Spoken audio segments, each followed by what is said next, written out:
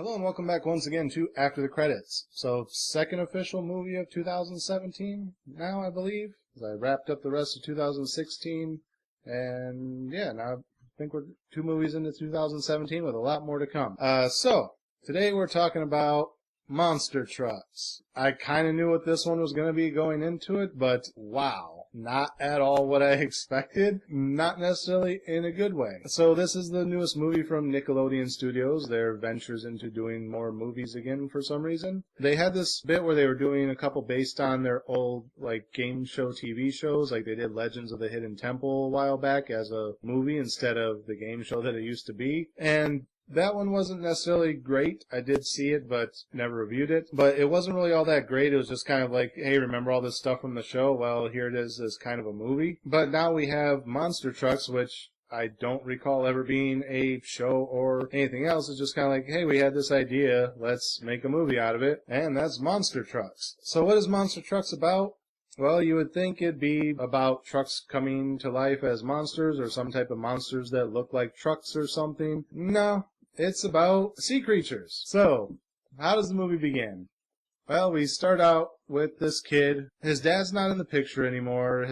He's being raised by his mom. His mom has a new boyfriend who's not necessarily a bad guy. He just doesn't really like him. They don't really get along. But they're never really around each other that much, so it's like they never really got a chance to get to know each other, to really like each other. So the kid works at the junkyard after he's done his school every day, scrapping out cars and everything. And his dream is to get a car so he can get out of this small town and go live his life and have some adventures. And the guy that owns the junkyard is letting him piece together a vehicle out of scrap from the yard. Like if a car comes in, it's completely demolished, but it has a decent motor. And he's like, well, it's probably the only thing of any value left on the car. And the kid's like, well, this is a pretty good engine, it'd fit right into the car that I'm building. And the owner's like, oh, okay, you can have it. We'll just scrap out the rest of it for, scrap price of metal or whatever we can get out of it. You can have the big expensive motor, because yeah, that's what your boss would do and not make you pay for it or work for free for the next year or whatever to pay for it. So he's piecing together this car, and then there's the B story of the oil company, who's drilling a new pipeline, and as they're surveying the area, they find a water pocket. And they're like, okay, well, that's normal. We find water pockets all the time. Just drill through them. And they say, well, it's a certain distance under the earth. I think it was like 2 miles under the earth. And because of that, it may not be a normal water pocket. It might have indigenous life in it. And it's been undisturbed for so long, we could be disrupting the entire ecosystem by drilling through this.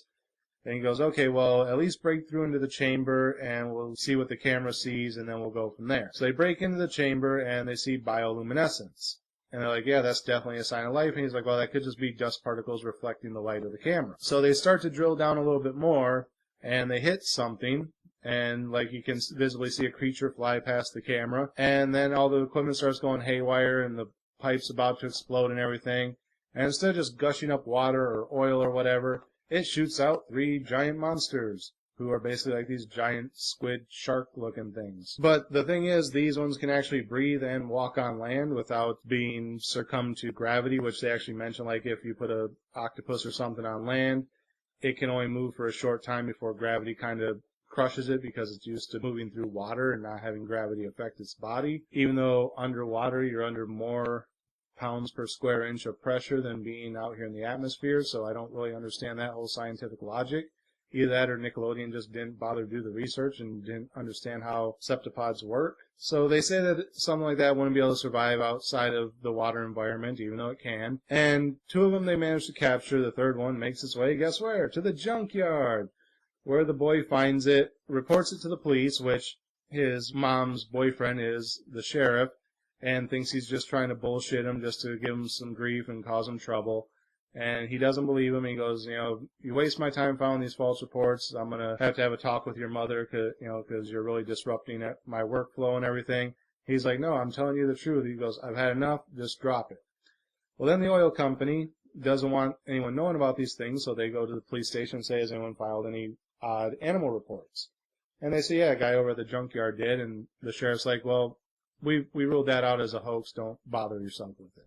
So the oil company make their way over to the junkyard to investigate this story of a wild animal, but at this point the kid's already caught the creature and has started befriending it and taking it in as a pet, which happens in these movies. So when the oil people show up, he goes, oh no, it turned out it was just a coyote. He knocked over a bunch of barrels, and I thought it was something bigger, but it wasn't. It was nothing. So they're looking around, they don't find anything.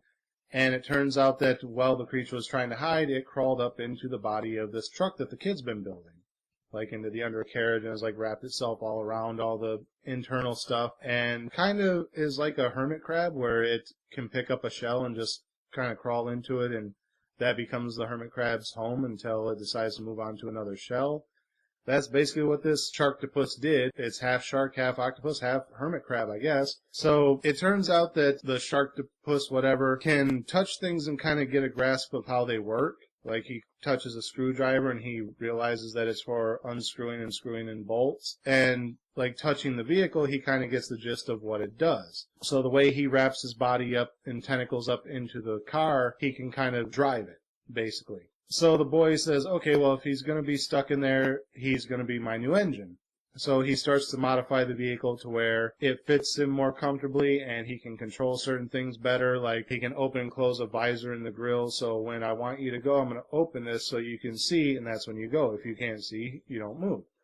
So that's kind of the gas pedal, and he gets him used to, like, when I turn the wheel, you turn the way I want you to go, and a few other minor adjustments like that, and basically turns this truck that he's been building into a monster truck, putting it up on bigger monster truck wheels and whatnot, just so there's clearance for this creature. And that's where we get monster trucks. Well, why is it called monster trucks then, not just monster truck, because there's only the one of them? Well, that comes in later. So through the course of time, the oil people find out that the kid was lying, the creature is definitely was at the junkyard, and the kid now has it kind of as a pet. So they're following him around, chasing him around, trying to get hold of the creature. And over the course of him getting away, they find this reserved spot to park for the night and kind of hide out, which is actually like the summer cabin of this girl who's been tutoring the boy, who kind of finds out about the creature and gets involved with it too. And she's like, well, you know, my parents have a place outside of town that we use as a summer cabin. No one's ever there.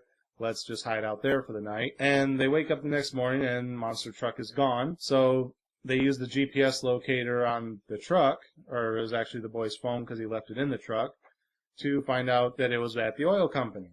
So, okay, so they track it down to the oil company and they find the other two creatures that are stuck there. And his monster breaks in to try and rescue the other two and ends up getting captured himself. And you find out that the oil company wants to kill the creatures and it's going to poison the water nest that they found them all in case there's any more down there. Wipe out the entire species so no environmentalist will ever shut them down. And they can just continue to drill and get all the oil that they need.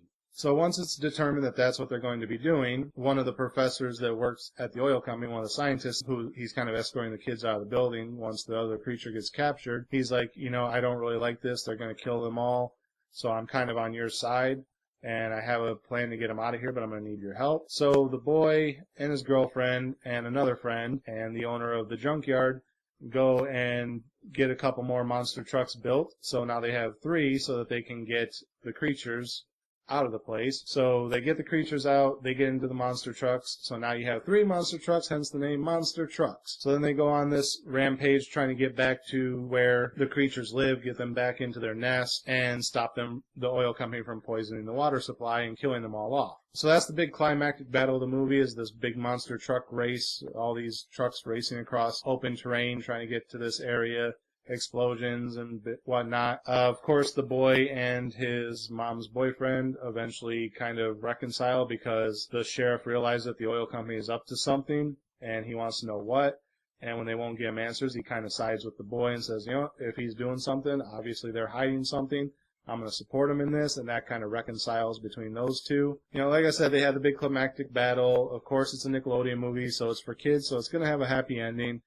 They get back to the watering hole, they stop the poison, and they turn in the oil company. But in order to turn in the oil company, what they end up doing is planting endangered frogs on the land. And they report, hey, you know, I was going past this area and I saw what looks to be this endangered frog, or what appears to be this like horned toad or whatever. Aren't they on the endangered species list? So then, of course, environmentalists go out, check it out, find these frogs that they planted on the land. and now it's a wildlife reserve because you can't disturb the natural habitat of these frogs. So the oil company gets screwed either way. The CEO gets arrested for illegal drilling. I guess some other stuff got reported back to other people, probably through the sheriff. So he gets arrested. Doesn't necessarily say the oil company got a big hit, just that person who was doing the bad stuff did. So all the creatures get to live on their own. The boy finishes building his truck, finishes fixing it up and everything, and him and his girlfriend, or now girlfriend, who was just his tutor and just a friend, now they're kind of dating, take off in his truck and go exploring the country. And that's kind of the movie. So, again, spoilers, sorry if you didn't want to know what happened in the movie, but if you're over the age of 11, I doubt you'd really care. You probably didn't go see this movie because it probably looks stupid. I'm not going to say it was stupid. Like I said, I wasn't really bored watching it. It was kind of an interesting take on the whole thing. But it wasn't necessarily monster trucks. Like I said, when I go into a movie that's called Monster Trucks, I would have liked to have seen that somehow these trucks became monsters. Not, oh, here's a monster who just kind of wears a truck as a hermit crab and ends up being able to control the vehicle like he's the engine. And that's why he's a monster truck. He's not a monster truck. He's a monster in a truck. Monster trucks tell me that the trucks themselves are monsters, not a truck with a monster in it. I mean, it's like saying if Frankenstein was driving a pickup in a race, is it a monster truck because Frankenstein's in it? No, it's a monster truck if the truck itself is the monster and just happens to have Frankenstein driving it or anyone driving it. So, like I said, it wasn't a bad movie for a Nickelodeon movie, but it loses some points because of it being called Monster Trucks and not actually being about monster trucks. So what would I give it as far as a star rating? I'd probably give it like a 2.5. Like I said, it does have that one downfall, but overall, I wasn't really bored watching it. The pacing was fine. The story was okay. Everything kind of resolved the way you would expect it to for a kid's movie. And that is judging it based on the fact that it's meant for kids younger than me. So whether or not it would be enjoyable to them, I think it would be. I don't think they would be bored. So that's why it gets a 2.5 above something like A Monster Calls, where I thought the pacing was off and just got a little bit bored with it. This I wasn't really bored with, and the pacing was better. So that's why it gets a higher rating than A Monster Calls, and actually kind of ties with that stupid James Franco movie, which was a decent movie despite the fact that it had James Franco in it, and it was a recap of Meet the Parents. So, yeah, it gets a 2.5. Not much else to say about it than that. So, again, as always, thank you guys for watching. Remember to like, comment, subscribe, share the video. Links are down there in the description. Click the bell up there in the corner. Make sure you're getting updates every time I post new content. And until next time, we'll see you after the credits.